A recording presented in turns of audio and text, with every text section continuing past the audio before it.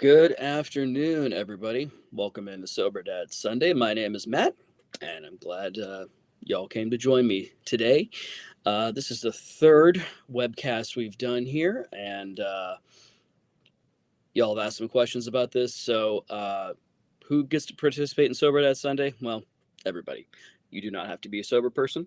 You do not have to be a dad. And for that matter, you don't even have to be watching this on Sunday, since YouTube and Facebook archive these lovely things.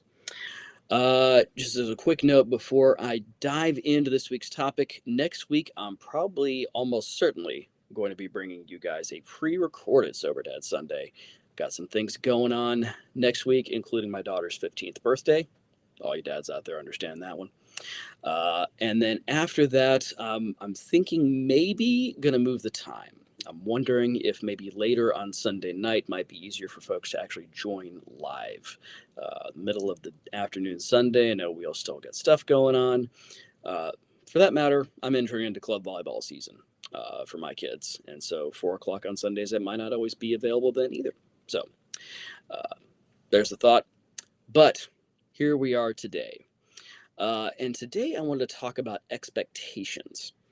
There's something that I have learned a lot about in my last 2 years in recovery. And I want to just think together for a few minutes about what they bring, what they can be good for, what they can be not so good for, and how that applies specifically to us that are dads or maybe more broadly parents. Expectations are something that a lot of us come into big things with in life, whether it's when we are getting married or otherwise committing to a life partner. Certainly, if we enter into the journey of parenthood, or when we begin on a career path. For me, I was in the local church for many, many years, really starting when I was 18 years old as a freshman in college. And sometimes we come into these big things in life with tons of expectations. Actually, we always come up with expectations. Sometimes they're ones that we know about. A lot of times, though, I figured out, they're ones that we don't really realize that we have, and we don't really know that they're there until they're not fulfilled. And suddenly, when those expectations aren't fulfilled, well, they make us mad. They cause us a lot of difficulty. And as people in recovery know well, expectations are the gateway to resentment, and resentment is the gateway to relapsing into alcohol or drugs or sex or whatever thing made our lives completely unmanageable, things that we became powerless over. So, expectations, what are they? Well, or what ones did I have? That's probably the better question. What ones did I have? I think most of my expectations were ones that I didn't recognize that I had coming in. But I remember as an 18-year-old young man, just full of enthusiasm and a lot of not as much heart as I should have had then, and not nearly as smart as I thought I was. I think I came in to being in ministry in the local church just expecting that people would just suddenly listen to me. And that if I just told them the right thing, they'd just, fall in line and get with the program and whatever other bland, cliche bullshit you want to put out there.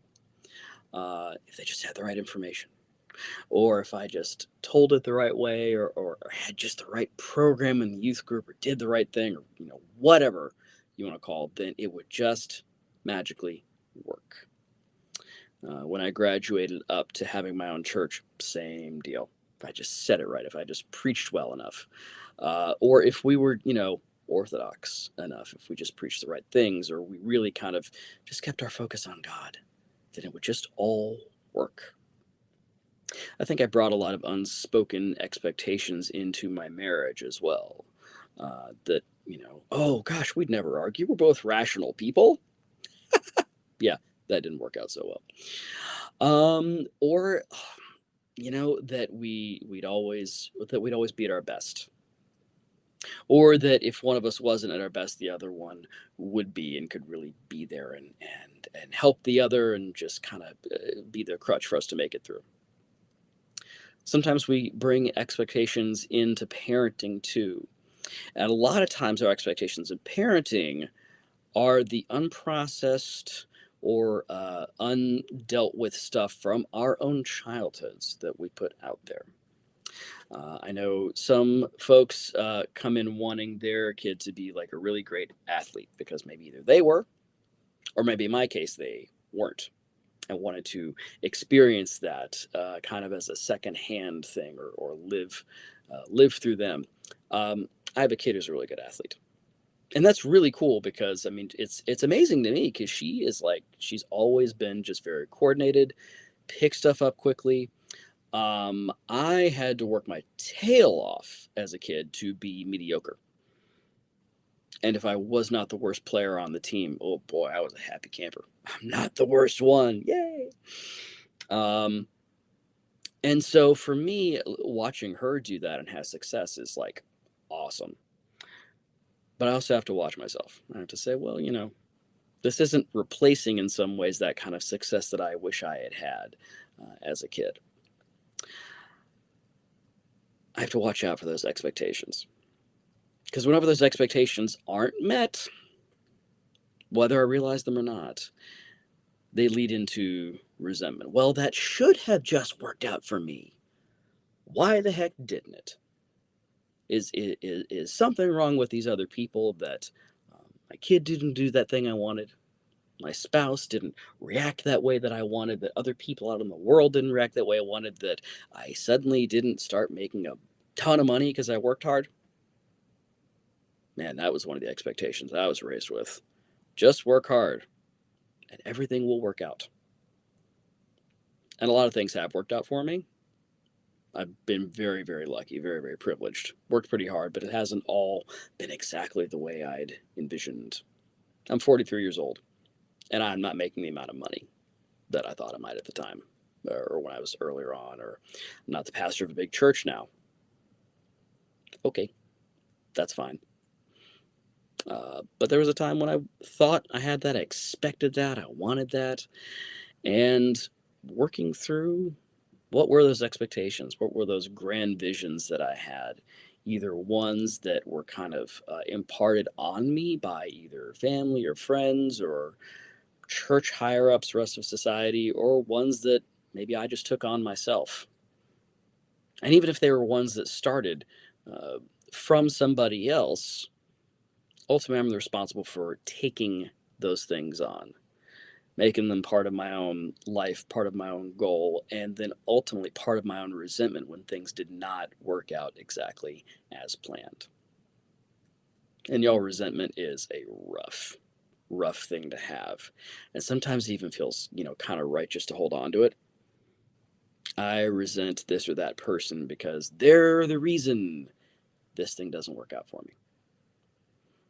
If only this person hadn't done that. If only my spouse had been more supportive of me, or if my kids had done the stuff I asked them to do.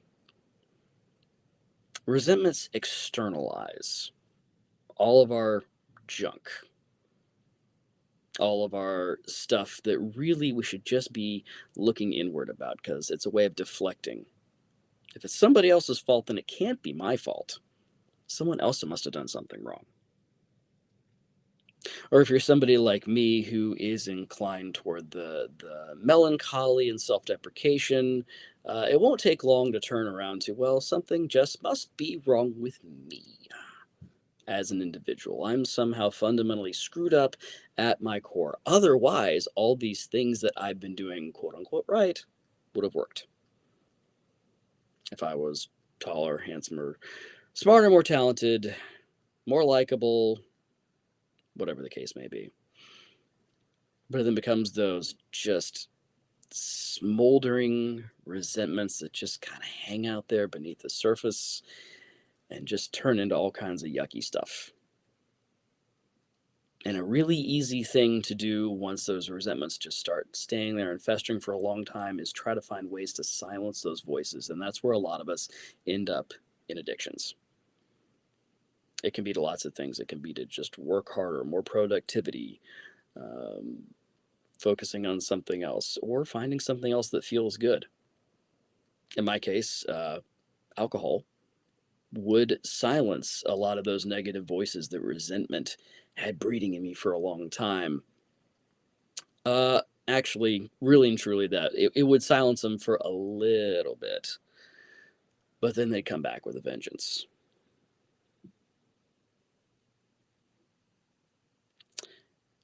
And so ultimately, all the expectations that I had in my life, the resentments that resulted from all those expectations, are ultimately my responsibility to do something about, to shine a light on what's going on, to say, what is it that made me do that in the first place, and how is it that I want to do it differently going forward? Because I've tried this same thing over and over again. And they talk about the definition of insanity is just trying the same thing over and over again and expecting a different result. So what about you guys? I know I've rambled on for a little bit. What about you guys? What expectations did you come into big things in life with? Whether you realized it at the time or whether you didn't. What are the things you started to find out along the way as things maybe didn't go the way you wanted, whether you realized you wanted it or not? And did that create a problem for you? Or were you the sort of really enlightened person who could just sort of skate through with very few expectations? Or maybe you're so darn good at what you do, you just made all the stuff happen that you wanted to. In which case, congratulations. You're not human like the rest of us, but congratulations.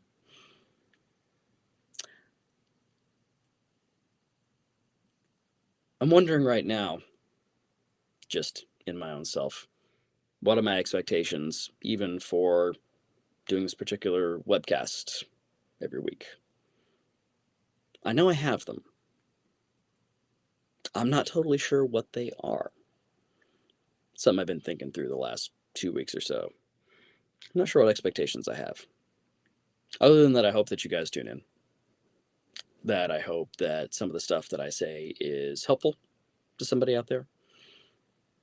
And that maybe some of you guys along the way will, in fact, benefit, and that you'll even interact with some of the stuff that I'm saying here. So I found out over the last 2 weeks that trying to look on Facebook and YouTube live, like in real time, wasn't really working too well, or it was kind of clunky and there was a lot of dead air. So I'll just ask you to put stuff in the comments. What expectations did you guys come in to big things in life with?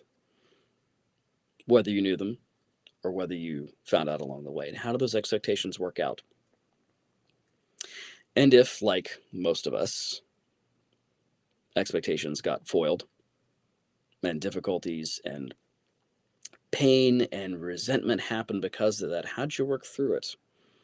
Are there some good ways you worked through it? Are there some maybe not so great ways that you worked through it? Share those down in the comments, either on Facebook or YouTube, and we might talk about some of those next week. Next week, more than likely going to be bringing you a pre-recorded Sober Dad Sunday. And then after that, going into February, going to toy with maybe doing this a little bit later on Sunday evening, so it's a little bit easier for folks to join in a live capacity. So thanks again for joining me for this week's Sober Dad Sunday. Hope y'all have a wonderful week. Hope you guys keep striving and making the right choices one day at a time, so that you can hopefully be the best person you can be for all the people around you who depend on you. And mostly so you can be the best person you can be for you. Because you're important. You matter. Thanks again for tuning in, guys. Good day.